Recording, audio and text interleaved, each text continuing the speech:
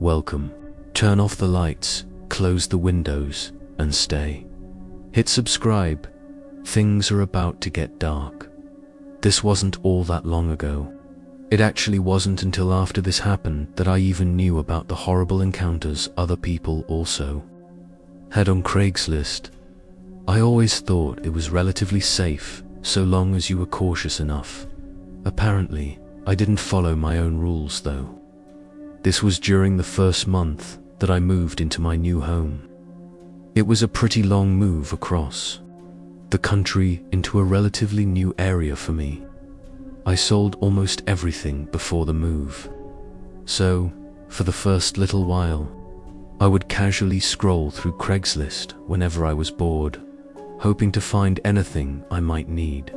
Mostly furniture or just things to make the house feel less empty. Before this, I'd actually already found a few things on Craigslist and picked them up and had no issues at all.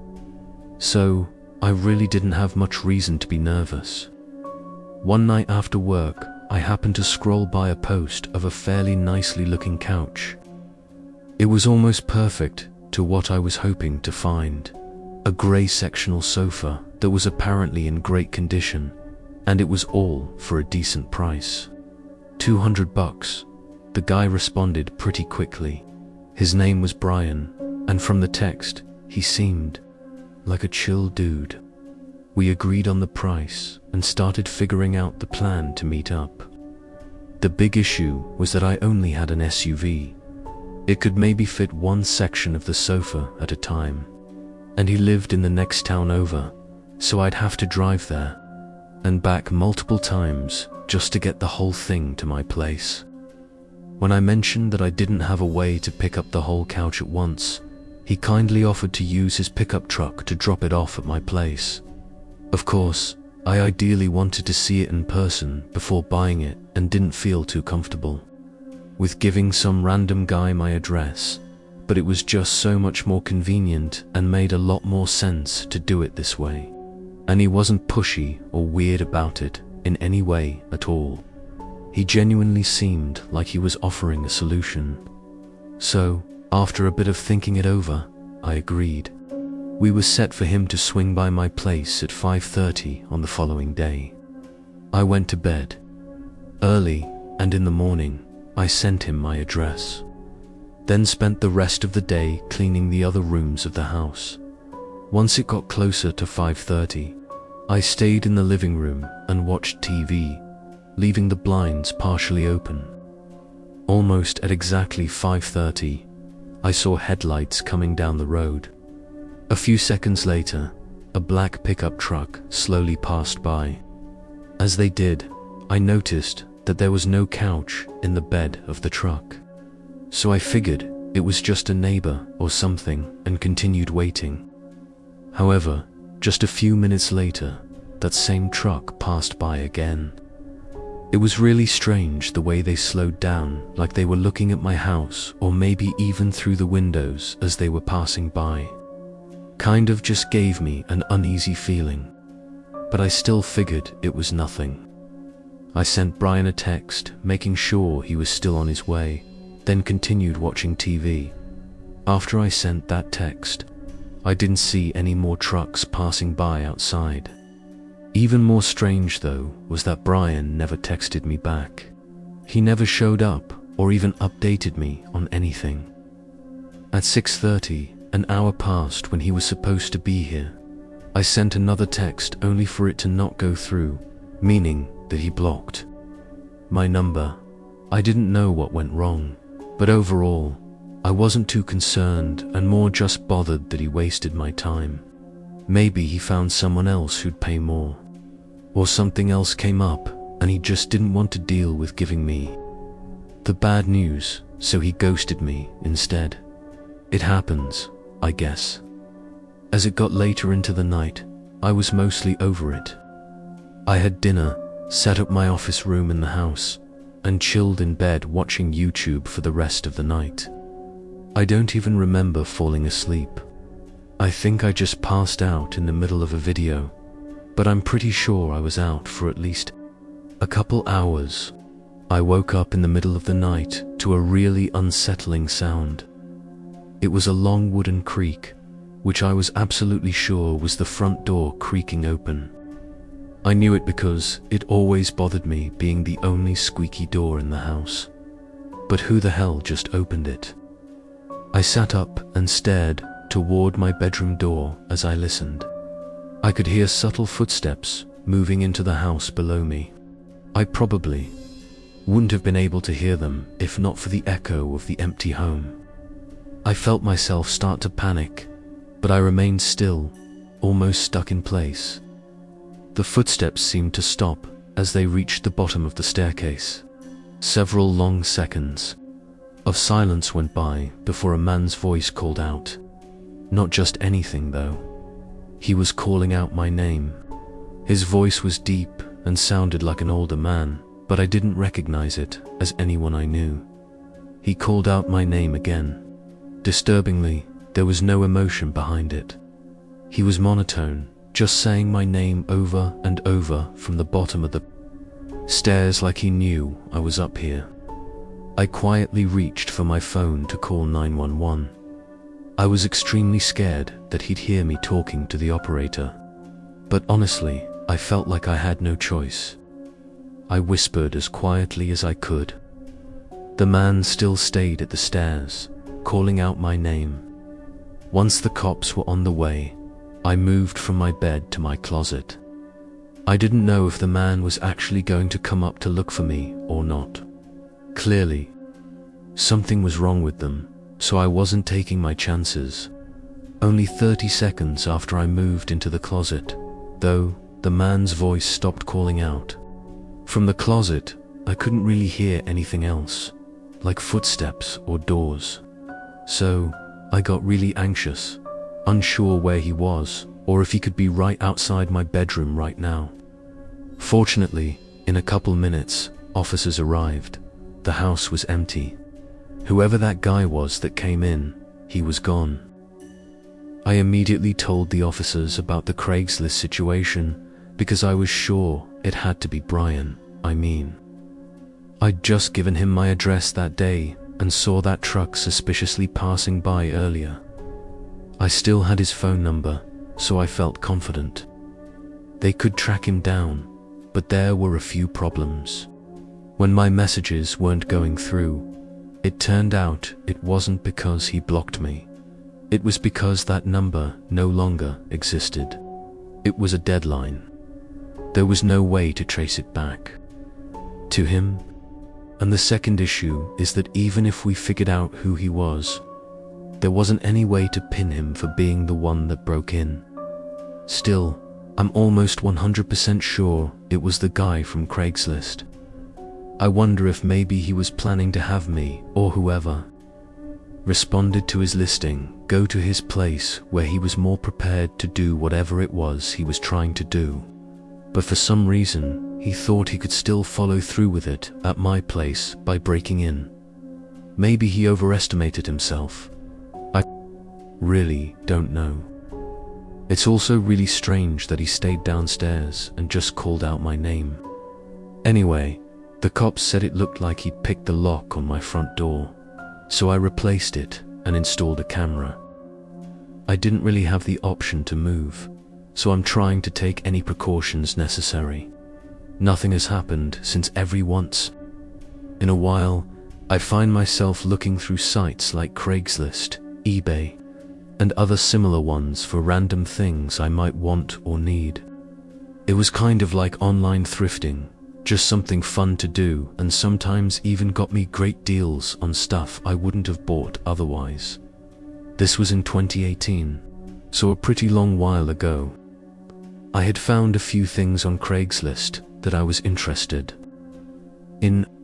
The listing showed a bin full of home decor, like candles and picture frames, and just cute decorations for around the house. My apartment was pretty bare bones, so I thought a bunch of random decorations could liven up the place. I messaged the woman, April, and she was super kind. Basically, she said she was moving and wanted to sell off all the stuff she didn't want or thought might break during the moving process. Her goal was just to get rid of it all, so she didn't mind selling them for dirt cheap. She said for $20, she'd be happy to let me pick out whatever I wanted, or even everything if I wanted. All of it. We agreed to meet at a nearby parking lot after she got out of work at 6 o'clock on a Thursday night. I got out of work at 5 o'clock that day, so I just went straight there from the office. The place we agreed on was a parking lot for a grocery store, which was pretty busy around that time. There were a bunch of people coming and going. I texted April what my car looked like and where I was in the lot, then just waited. It was the middle of winter, so I had the car blasting heat and was hoping she'd get here sooner rather than later. But I got a text just a few minutes after I got there saying she was getting out late and was hoping I could possibly meet up closer to her. Obviously, this was a bit frustrating, but she seemed really sorry, and if it ended up saving both of us time, then I guess it wasn't too big of a deal for me to drive a little bit more. April sent over the address to another parking lot that was closer to her, so I just put the address into my GPS and started driving there. I hadn't been over to that side of town very much, so I wasn't sure exactly where it was taking me. The drive was about 15 minutes, even though it was only about 6:30 when I got there. Because it was winter, the sun had already set and it was fairly dark out. But what made it even more dark was that all the buildings in the parking lot had their lights off. Essentially, it was a small lot for an outdoor strip mall, but it was empty and nobody was there except for one car parked on the far edge near the end of the parking spaces. Something felt off about it as I pulled in.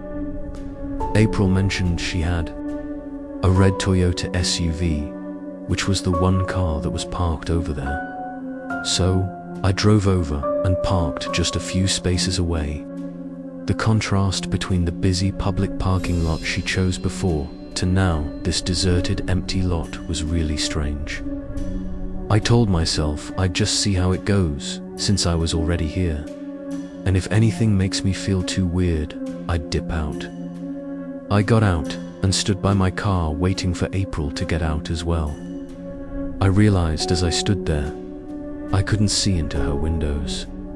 They were maybe tinted, but also the lighting made it difficult to see through. But while I was standing out there in the cold, I started to feel increasingly less comfortable.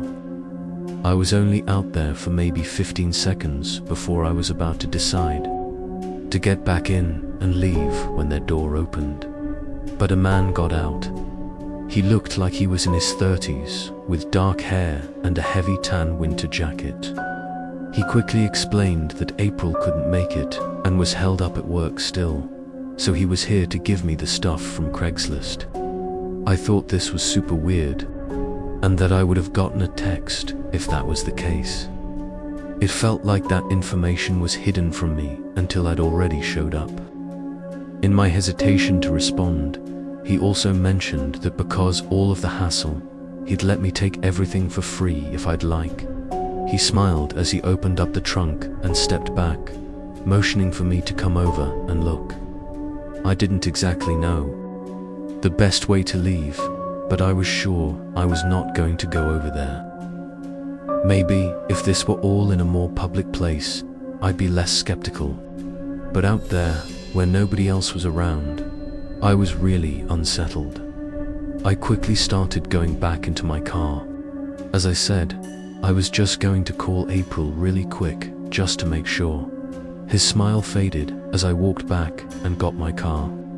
I opened my messages, then called April's number. A few seconds later, the muffled sound of a phone ringing came from outside. I looked over. He slowly reached into his pocket and ended the call. My stomach dropped. In an instant, he started hurrying up to my door as I turned my car on and sped out of there. I was almost sure that this was all a setup and there never was anyone named April.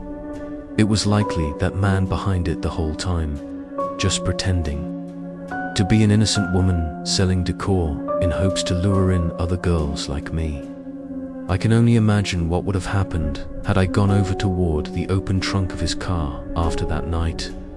I called my sister to talk about what happened, and she told me to call the police. So I did. However, since nothing really happened, and there's technically no crime for pretending to be a girl named April, although suspicious, they couldn't do anything about it. To me, it's very clear this was a setup that likely had horrifying intentions behind it. I really just hope nobody else fell for it. Music for the last several years, I've lived a normal life in the city. It's where I stayed pretty much all day, every day. I owned a condo just a couple miles from where I worked, so everything was very convenient, and there was no reason to leave the area. This week, however, I had a couple issues with my condo that were starting to really bother me, and hiring someone to fix them would have been way overpriced. But I had no tools myself. So, to save as much as possible, I went on Craigslist to see if anyone was selling some second-hand toolkits. It was about time I get one, anyway. Surprisingly, there were a ton. Some were worse deals than others, but I just needed some basic stuff. So, I kept looking until I found something that seemed decent. A lightly used toolkit with everything I needed for a respectable price. I sent an email, and within just 15 minutes, we were set to meet up. The guy said that I could come by his place and pick it up tomorrow whenever I was available. I worked until 7, but I usually like to stay up anyway, so I was good with it. His address was pretty far, though at least for me. It was 45 minutes outside of the city in a very small town that I somehow had never heard of. On the satellite view of maps, it looked like just a 100 or so houses clumped up in one area. Come the following day after work, I made the drive out of the city. The roads were pretty empty and honestly kind of nice once I was away from all the buildings. It was well past sundown when I started getting close. It looked like mostly wooded areas with just a few gas stations and shops around. The neighborhood I pulled into was sketchy to say the least. All the houses were mixed in with the forest, and they were clearly very old. They looked like they had been there for over 100 years and really hadn't had any renovations. Some looked abandoned for sure. This had me a little put off as I continued through the wooded road and finally got to the address the guy sent me. It looked no different than all the rest of the homes. Small, old, and barely standing. Although I felt a little uneasy about this neighborhood. It was in the back of my mind that I was very much from the city and wasn't used to places like this. So, I thought it might have not been as bad as I was making it out to be. I parked on the end of the driveway and stepped out. Right away, I noticed how quiet it was. It was so quiet that it felt unnatural. No people outside or sounds coming from any of the houses or even cars driving by, just dead silence. I walked up to the house and knocked on the door. As I stood on the porch and waited, I had this strange feeling that made me keep looking behind me. But after a minute, the door opened. The guy that answered was about average height, with longish brown hair and an unkempt beard. He definitely didn't look the most put together. He showed me inside and over to the living room, where sitting on the couch, there was a thick tool bag holding all the tools that he was selling. One thing that made the whole situation feel more eerie was that there were basically no lights on in the house. There was only a single lamp in the living room that barely produced anything more than shadows. Also, as we walked into the living room, I noticed the back door by the hallway was hanging on its hinges, like completely broken in the doorway, leading outside. I didn't exactly know what to look for when it came to the kit. But honestly, I just wanted to pay for it and leave. I pretended to look through it, but just pulled my cash out and turned around to hand it to him when I noticed he wasn't there. The room was empty. Where the hell did this guy go? I called out for him, but the house was extremely quiet. There were slight creaks coming from the walls and floors all around the house, but I couldn't tell if it was just the old house settling or not. I felt my adrenaline spiking.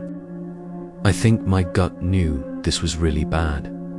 I called out one more time for him as I slowly made my way back to the front door, leaving the tools behind. Just when I got into the hallway though, someone was standing there. It was a different guy. I couldn't see him well because he was standing in the shadow, but I could tell he was noticeably taller and wider than the other guy. I was just heading to my car to grab some money if that's all right, I said, casually, hoping he'd just move out of the way and let me go. He didn't answer. The way he was standing was like he was intentionally blocking the hallway. I stood there trying to think of what to do, but just a second later, I heard a creak to my right. I turned my head. The room beside me was pitch black. If I had to guess, I think it was the kitchen. But it was honestly so dark in there that I couldn't tell. Somehow, in that moment, my survival instincts just kicked in and I sprinted to the broken back door I remembered seeing. As I ran out of the house, I heard several loud creaks that definitely sounded like footsteps running behind me. Thankfully, the house didn't have a fence, so I was able to just run right around and back to the front. As I was running back up to my car, someone jumped out from behind it and started running away. I didn't know what they were doing, but I knew I had to leave, so I just unlocked it and got in, then flirted out of there. I was still under the adrenaline rush for a while after that. I'm pretty sure there were multiple people in that house, and that one of them was trying to either break into my car or prevent it from running so I couldn't get away. I can't say exactly what they intended to do, but if I didn't get out when I did, I'm not confident I ever would have.